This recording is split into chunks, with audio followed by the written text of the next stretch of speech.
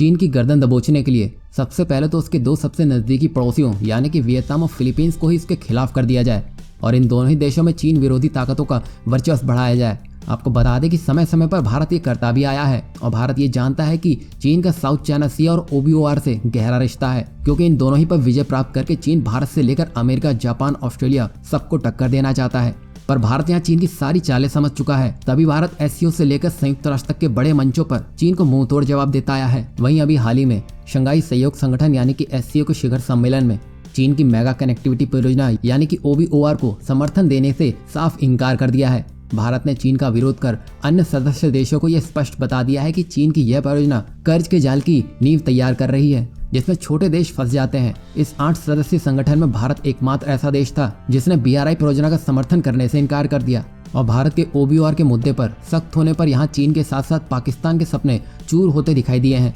Belt and road का यह महत्वपूर्ण हिस्सा CPEC यानी कि चीन पाकिस्तान आर्थिक गलियारा है, जो POK यानी कि पाकिस्तानी कब्जे वाले कश्मीर से होकर गुजरता है और भारत की एक नाव ने चीन को एशिया में बैकफुट पर लाकर रख दिया है। वहीं भारत साउथ चाइना सी में चीन के उन पड़ोसियों को साधने में है जो चीन को कमजोर कर सकते हैं, जैसे फिलीपींस और वियतनाम, क्योंकि भारत पहले इंडो पैसिफिक में पकड़ मजबूत करने के लिए वो काम कर चुका है जो चीन सोच भी नहीं रहा था, क्योंकि भारत ये जानता है कि चीन जिस साउथ चाइना सी में इतने हाथ पांव मार रहा है वो उसकी सबसे कमजोर नब्ज है। और हाल ही में ये खबर आई थी कि भारत चीन के उन पड़ोसी देशों को ब्रह्मोस मिसाइल मुहैया करवाएगा जो अपने आप को चीन के खिलाफ मजबूत करना चाहते हैं और कुछ आसियान देश भारत से ब्रह्मोस खरीदने में रुचि भी दिखा चुके हैं। यहाँ भारत दो काम एक साथ कर रहा है। एक तो वो दुनिया में उन मंचों पर चीन की सारी कोशिशों को दबा रहा है जिससे चीन अपना दबदबा कायम करना चाहता था, पर भारत के कड़े रुख की वजह से चीन की चालें कामयाब नहीं हो पा रही हैं। यहाँ गलवान के बाद भारत ने यह साफ बता दिया है कि अब चीन चाहकर भी कुछ नहीं कर सकता है और इतना सब कुछ हो जाने के बाद भी चीन कुछ नहीं कर पाया तो आप समझ सकते हैं कि दुनिया में